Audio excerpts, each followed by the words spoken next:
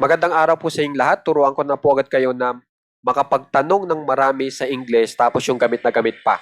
Gamit lamang po ang isang technique. Okay? Dito na po agad tayo sa ating halimbawa. Saan pwede ko gamitin iyon? Okay? Pag in English po yan, ang una po nating i-translate ay yung saan bilang where. Sumunod ay itong pwede bilang can.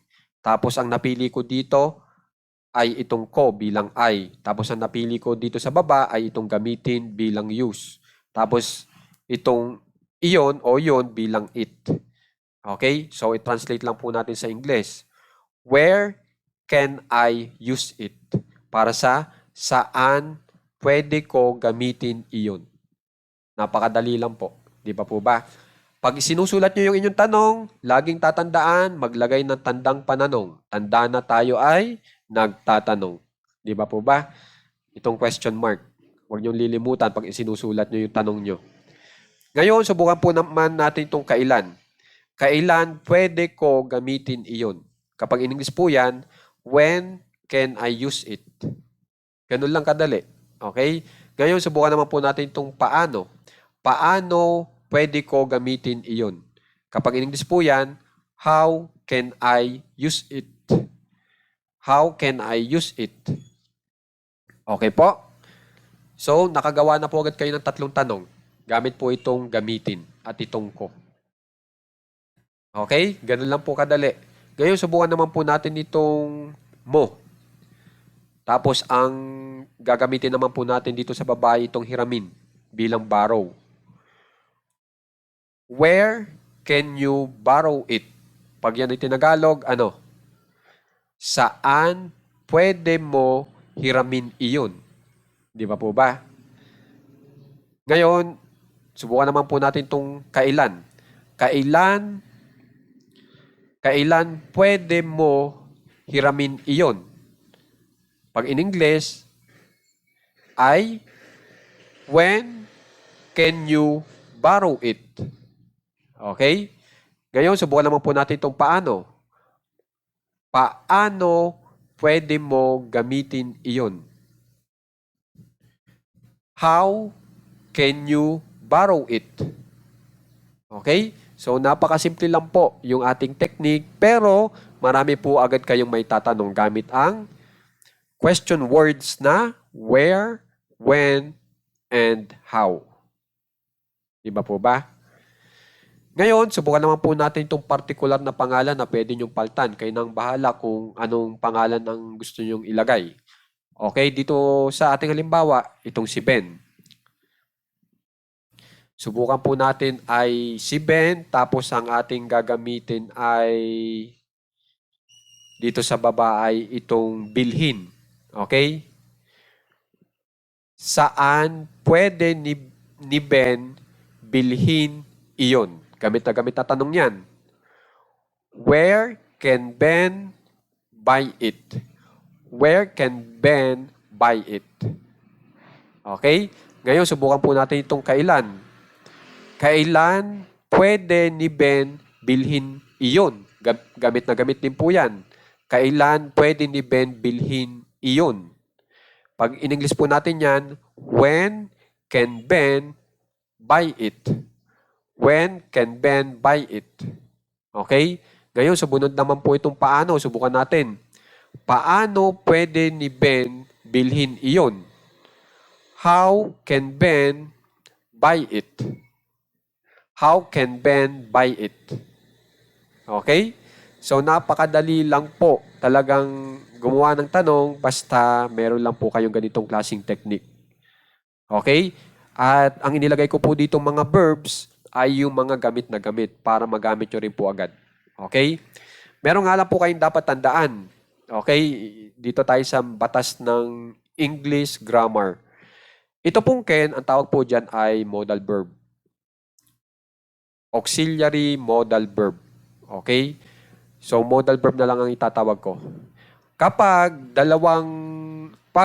kapag gumamit po kayo ng can, di ba, kasasabi ko lang, modal verb, may salitang verb. So, ang uri po nitong can ay verb. Oras na gumamit ka ng modal verb, katulad po ng can, yung main verb po ay dapat naka-base form. Ang main verb naman na sinasabi ko po ay itong use o gamitin. At saka ito pang mga nakikita nyo sa baba. Itong borrow, hiramin, send, ipadala, receive, tanggapin, get, kunin, lutuin, bilang cook, pakuluan, bilang boil, iprito, bilang fry, ibigay, bilang give, bilhin, bilang buy, baguhin, bilang change, palitan, bilang replace, i-deliver bilang deliver, imaneho bilang drive, ibahagi bilang share, at itong makita bilang see. Okay? So, pag itong verb natin na tinatawag na main verb ay may kapartner na modal verb, ang gustong ipagawa nitong modal verb na ito sa mga main verbs ay dapat naka-original na spelling sila kung ipapartner sa kanya. Yun po yung tatandaan nyo. Kaya kung mapapansin nyo, yung use natin walang D sa huli o walang S sa huli. O dito sa borrow, walang ED sa huli o walang S sa huli. Kasi dapat nga naka-original na spelling. Kung may magtatanong dyan, paano namin malalaman na yung verb o yung salitang iyon ay naka-original na spelling o naka-base form? Kailangan nyo ng English-Tagalog Dictionary o English Dictionary. Yung pinakamalaking salita po para sa salitang use, yun na yun, yung original na spelling o base form niya. Okay? Kasi mapapansin nyo, itong USE, yan yung pinakamalaking salita. Pag hinanap mo yung salitang use. Pag hinanap mo yung salitang use na may D sa huli, o ES, mas maliit lang po yung letra. Pag may D o S sa huli, yung use natin. Mas maliliit ang letra kaysa dun sa use na USE. Okay? Yun yung mga dapat nyo tandaan. Okay? Para malaman nyo na naka-base form. Okay? Yun lang naman yung dapat yung tandaan pagdating sa batas ng English grammar. At saka yung tamang pagkasunod nito. Question word muna. Tapos isusunod nyo ay modal verb. Tapos isusunod nyo ay subject, yung pinag-uusapan. Tapos isusunod nyo ay main verb. Tapos isusunod nyo ay object. Okay? Tapos question mark kung isinusulat nyo. Okay? Yan lang naman po yung mga tatandaan nyo. So, sana makiki-practice po itong ating aralin kasi kitang-kita nyo na ito ay gamitin.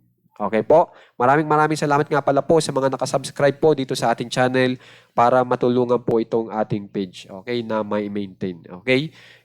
Kasi kaya po talaga ako nagtsatsaga kasi syempre nakakahiya naman po kung hindi po ako gagawa, meron po mga subscribers na talagang tumutulong sa ating page. Di ba po ba? At maraming salamat din po sa mga nag-share nitong ating videos at mga nagla-like para mapansin din naman po ng iba. Okay? Kasi kukunti lang po tayo dito at maraming salamat po sa mga nag-share at nagla-like. Okay? Pag-aralan ng maigi po itong ating mga teknik ha para makagawa na rin po agad kayo ng maraming tanong. Maraming salamat po.